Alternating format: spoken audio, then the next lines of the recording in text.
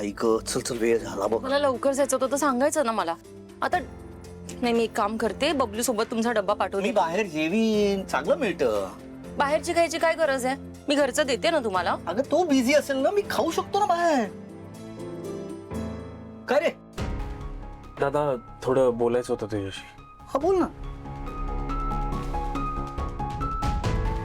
काय झालंय? खरे बोल ना, काय झालं? दादा मला माहिती आहे मम्मी तुला सांगितलंय, तरी पण मी तुला सांगतो की ऐश्वर्या कुठे आहे हिचं तुला माहित असेल तर मला प्लीज सांग. माझ्यापासून काही लपवू नकोस. खाल फील मी. हा तुझा काही कॉन्टॅक्ट झालाय का ऐश्वर्याशी? म्हणजे ती काही बोलली का तुला, की आपल्या घरातलं कोणी काही बोललंय तुला? नाही दादा, कोणी काही बोललं नाहीये.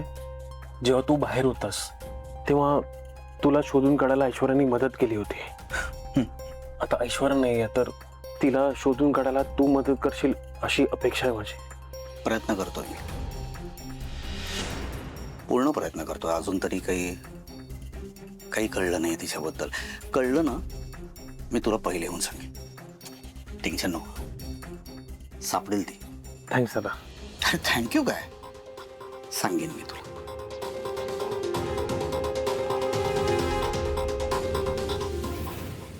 काय काय बोलली नाहीयेस ना तू? तुमची शपथ. जा डबा घेऊन ये. हा थांबतो.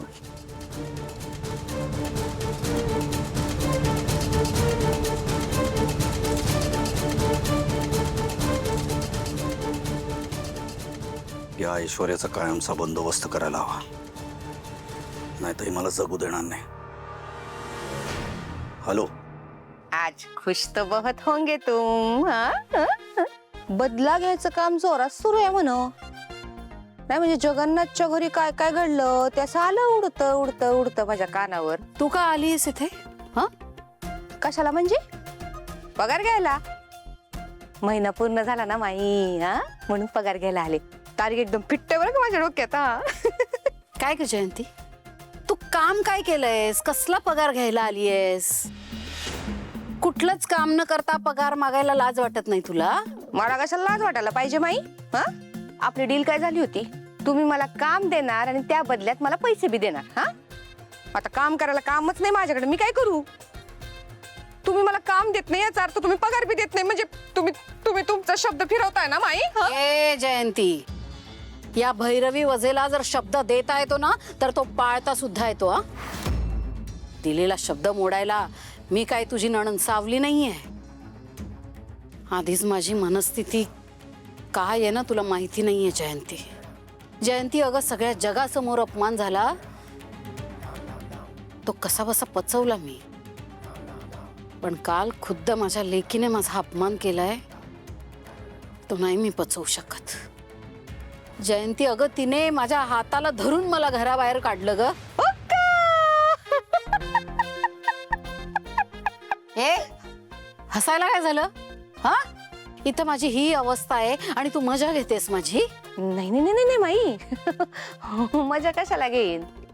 मला आपलं काहीतरी आठवलं. हो माई, तुम्हाला आठवतं उठसूट कधी बी आमच्या घरी यायचं, हात धरायचं घराबाहेर काढायचं, हात धरायचं घराबाहेर काढायचं. आमच्याच काय कुणाच्या बी घरी कुणाला बी कधी बी घराबाहेर काढायचं. आणि आज तुम्हाला तुमच्याच लेकीनं हाताला धरून.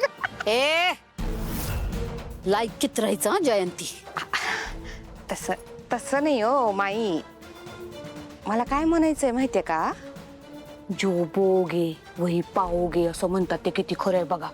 म्हणजे पाना त्या जगन्नाथला धडा शिकवायला म्हणून तुम्ही त्याला घराबाहेर काढायला निघालात.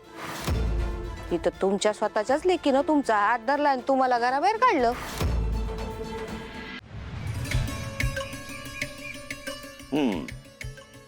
पाहिलंस का काय लिहिलंय? प्रेम हे कालातीत असतं. प्रेमाला वयाचं बंधन मान्य नाही. प्रेमाला स्थळ काळ कुठलेही नियम लागू होत नाही. प्रेम म्हणजे प्रेम असतं. अरे बापरे, म्हणजे आता या वयात तुम्ही मला प्रेमावरचे लेक्चर्स देणार? नाही नाही, प्रेमावर लेक्चर वगैरे नाही, पण खरंच सांगतो तिलोत्तमा, हल्ली ना मला असं वाटायला लागलं तुझं ना माझ्यावर मुळी प्रेमच शिल्लक राहिलेलं नाही. कसं बोलता तुम्ही? आणि प्रेम म्हणजे काय बँक बॅलन्स आहे का? बँकेत आता प्रेम शिल्लक राहिलं नाही वगैरे? हा, तर तिलोत्तमा तूच सांग ना. आपला बिझनेस सांभाळणं, आपली मुलं मोठी करणं, आता येणाऱ्या नातवंडाच्या मागे धावपळ करणं, या सगळ्यात तू मला कधी वेळ दिलायस? माझ्यासाठी असं काय केलंयस ग? नाही, व्यवस्थित लक्ष दिलेलं आहे. म्हणजे तुम्हाला रोज जे काही लागतं ते सगळं व्यवस्थित करते की नाही? कमॉन तिलोत्तमा, हे कुठलीही गृहिणी करते, पण तू खास माझ्यासाठी, फक्त माझ्यासाठी असं काय केलंयस? बरं ठीक आहे, मला सांगा मी तुमच्यासाठी असं काय स्पेशल करू म्हणजे तुम्हाला वाटेल की माझं तुमच्यावर अजूनही प्रेम शिल्लक आहे. तू ना माझ्यासाठी गवारीची भाजी कर. गवारीची भाजी? एवढं सोपं का? मी जाते आता मस्तपैकी गवारीची भाजी करते हं तुमच्यासाठी. म्हणजे तुम्हाला पटेल की नाही की तो प्रेमाचा बॅलन्स शिल्लक आहे. हा, मला खात्री आहे आपला प्रेमाचा बॅलन्स काही कधी संपायचा नाही. तू गवारीची भाजी कर आणि मी ती कथा शोधतो, मेघना पेठेची आस्था आणि गवारीची भाजी. कॉफी झालीये का? घ्या शेवटचा गोड. बघा केवढी कामं करते तुमची.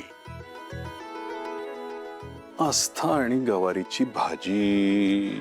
नियतीचे खेळ काय म्हणतात ना ते हेच हं माई. हा हे बास जयंती, काय चाललंय तुझं? तू काय माझ्या जखमेवर मीठ चोळायला आलीस का ग?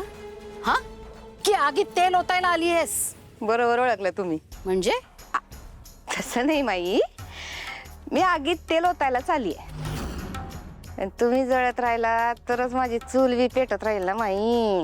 काय म्हणालीस? की तुम्ही अशा पेटून उठणाऱ्यातल्या आहात हो माई. अन्याय बिन्याय काही सहन होत नाही हो तुम्हाला. शांत बसू शकत नाही तुम्ही. तुम्ही अशा सहजासहजी हार मानणाऱ्यातल्या नाही हो. मी ओळखते ना माझ्या भैरवी माईंना. हा बरोबर आहे. तुम्ही त्या सगळ्या लोकांना बरोबर धडा शिकवणार आहे की नाही. तुमची लेक तुमच्यापासून दूर गेली ज्यांच्यामुळं, त्यांच्यासाठी काहीतरी प्लॅन तुमच्या डोक्यात शिजत असणारच की नाही माई, आहे की नाही? हा, वा जयंती, खरं बोललीस. जेवढं माझी पोटची पोर मला ओळखू नाही शकली ना, तेवढं तू ओळखलंयस मला. तुला जे वाटतंय ते करेक्ट आहे. आत्ता या घडीला माझ्या डोक्यात एक मोठा प्लॅन शिजतोय. आता शांत बसणार नाही मी. म्हणजे नेमकं काय करणार आहात तुम्ही माई? काय करणार आहे? एक एक करून त्या मेहेंदळेंच्या घराला मी संपवणार आहे. पण ते करायला मला त्यांच्या घरात ना फूट पाडावी लागेल. कसं आहे ना जयंती, घर जर असं आतून पोखरून टाकलं ना तर ते कोसळायला अजून मजा येते, हो की नाही? खरंय माई. जयंती, मला यात तुझी मदत हवी आहे. केली माई. जिथं पैसा तिथं ही जयंती. हा जुगार आता खेळावाच लागल माई आपल्याला.